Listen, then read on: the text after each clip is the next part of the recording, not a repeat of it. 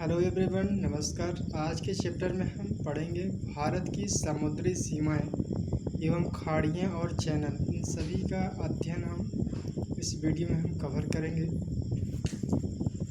तो बने रहें इस चैनल पर।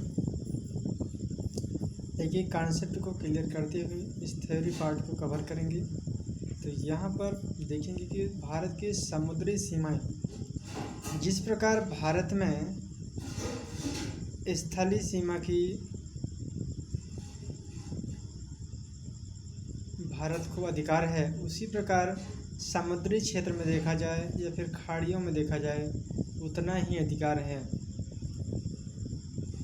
तो किसी भी देश का अधिकार क्षेत्र केवल उसके स्थलों तक ही सीमित नहीं रहता है।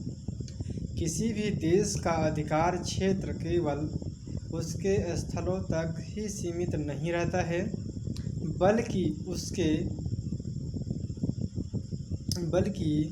उसका अधिकार समुद्रों में भी कुछ सीमा तक रहता है। किसी भी देश का अधिकार क्षेत्र केवल स्थल तक ही सीमित नहीं रहता है, बल्कि उसका अधिकार समुद्रों में भी कुछ सीमा तक रहता है। द्वीपों के तट काफ़ी छोटे, काफ़ी कटे छटे अथवा टेढ़े मेढ़े होते हैं। टेढ़े मेढ़े तटों को मिलाने वाली रेखा को ही आधार रेखा कहते हैं। आधार रेखा किसे कहते हैं? द्वीपों के तट काफ़ी कटे छटे अथवा टेढ़े मेढ़े होते हैं और इन टेढ़े मेढ़े तटों को मिलाने वाली रेखा होती है, उसे हम आधार रेखा के नाम से जाना जाते हैं। तट और आधार रेखा के बीच जो जल होता है उसे हम आंतरिक जल कहते हैं। तट और आधार रेखा के बीच जो जल होता है उसे हम आंतरिक जल कहते हैं। भारत हिंद महासागर में सबसे लंबी तटरेखा वाला देश है। भारत ऐसा देश है जो कि 3 तरफ से महासागरों से घिरा हुआ है। भारत के पश्चिम में देखें तो यहाँ पर पूर्व में देखें तो बंगाल की खाड़ी है और पश्चिम में देखें तो अरब सागर है। और भारत के ठीक दक्षिणी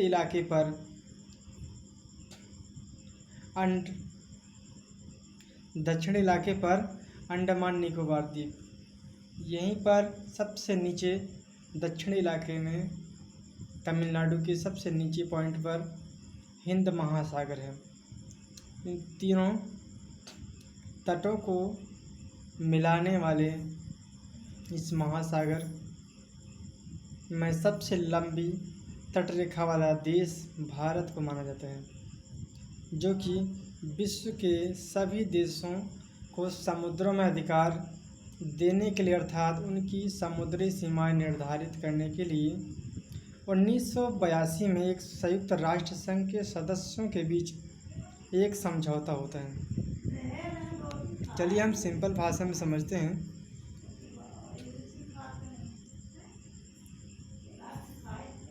कि तट और आधार रेखा के बीच जो जल होते हैं उसे हम आंतरिक जल कहते हैं। और भारत जो है यह हिंद महासागर की सबसे लंबी तटरेखा वाला देश माना जाता है। और इसका निर्धारण कैसे करते हैं? तो इसका निर्धारण करने के लिए विश्व के सभी देशों के समुद्रों में अधिकार देने के लिए अर्थात उनकी समुद्री सीमा निर्धारित करने के लिए 1982 में एक संयुक्त राष्ट्र संघ के सदस्य देशों के बीच एक समझौता होता है और इसमें यूनाइटेड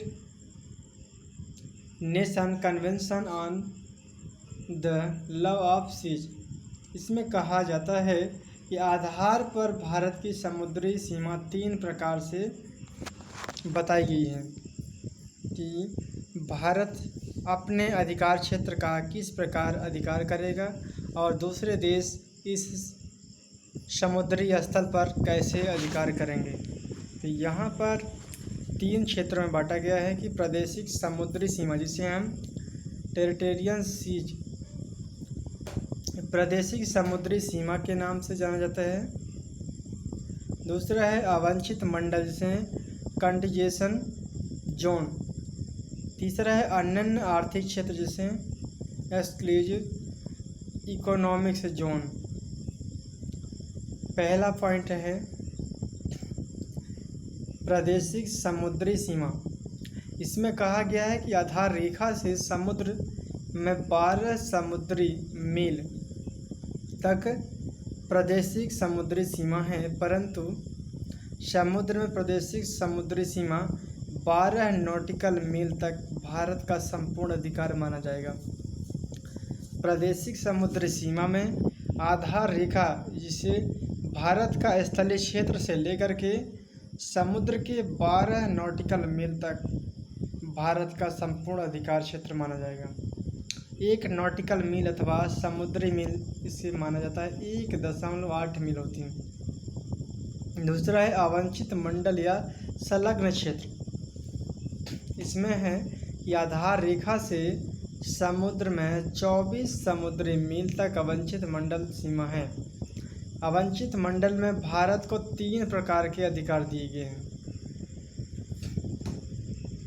24 नॉटिकल मील तक भारत अपना अधिकार क्षेत्र का निर्धारण कर सकता है। इसमें कहा गया है कि भारत को 3 प्रकार से अधिकार प्राप्त है। इसमें सीमा शुल्क वसूली का अधिकार है, साफ सफाई का अधिकार, वित्तीय अधिकार है, कारोबार करने का अधिकार है। 24 नॉटिकल मील में सीमा शुल्क वसूली का अधिकार है, साफ सफाई का अधिकार है, वित्तीय अधिकार, कारोबार का अधिकार है।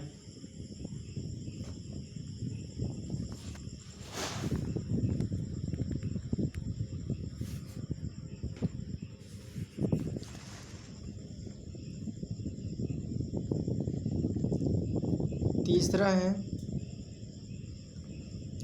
अनन्य आर्थिक क्षेत्र।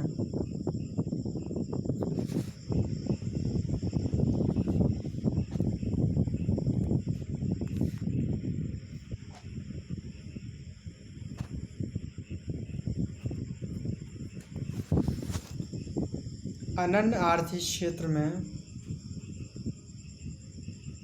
आधार रेखा से समुद्री मील जो कि 200 नॉटिकल मील तक भारत का अनन्य आर्थिक क्षेत्र। अनन्य आर्थिक क्षेत्र में भारत को 3 तरह के अधिकार प्राप्त है। इसमें पहला पॉइंट है कि 200 समुद्री मील तक भारत नए द्वीपों का निर्माण कर सकता है। 200 समुद्री मील तक भारत नए द्वीपों का निर्माण कर सकता है, वैज्ञानिक परीक्षण कर सकते हैं, प्राकृतिक संसाधनों के दोहन का संपूर्ण अधिकार रख सकते हैं। समुद्र में प्राकृतिक संसाधनों के प्रचुर भंडार हैं।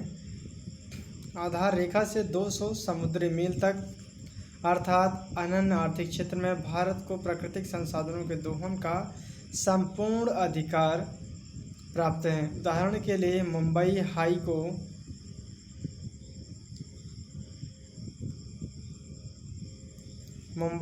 को भारत का सबसे बड़ा तेल और प्राकृतिक गैस क्षेत्र माना गया है। वह मुंबई के पास अरब सागर में छिछले समुद्र में अनन्य आर्थिक क्षेत्र में ही स्थित है। यहाँ देश के 65% तेल का उत्पादन किया जाता है। इस क्षेत्र में 3 तरफ से भूमि से घिरे समुद्री क्षेत्र को खाड़ी कहते हैं। खाड़ी क्या है? 3 तरह से भूमि से घिरा हुआ समुद्री क्षेत्र को खाड़ी कहते हैं। जैसे बंगाल की खाड़ी जो कि 3 ओर से समुद्र से भूमि से घिरा हुआ समुद्र है। बड़ी खाड़ियों को अंग्रेजी में बे कहते हैं, जैसे बे ऑफ बंगाल है। संकरी एवं छोटी खाड़ियों को अंग्रेजी में गल्फ कहते हैं, जैसे गल्फ ऑफ खंभात।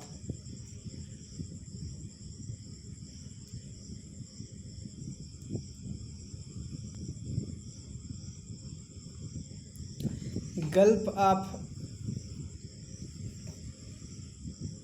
मन्नार ये गुजरात के इलाके पर, ये पश्चिमी क्षेत्र पर है। यहाँ पर नर्मदा नदी है, ब्राह्मणी नदी, बस पूर्वी इलाके में पाक अधिकृत पाक जलमग्न है, ये श्रीलंका है। और यहीं पर 9 डिग्री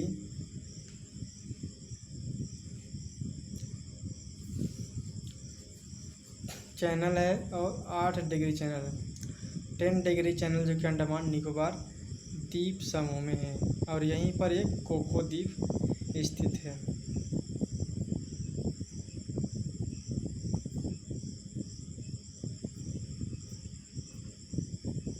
इस प्रकार आज का वीडियो हम यही एंड करते हैं। नेक्स्ट वीडियो में फिर मिलेंगे, तब तक के लिए थैंक यू सो मच। जय हिंद, जय भारत।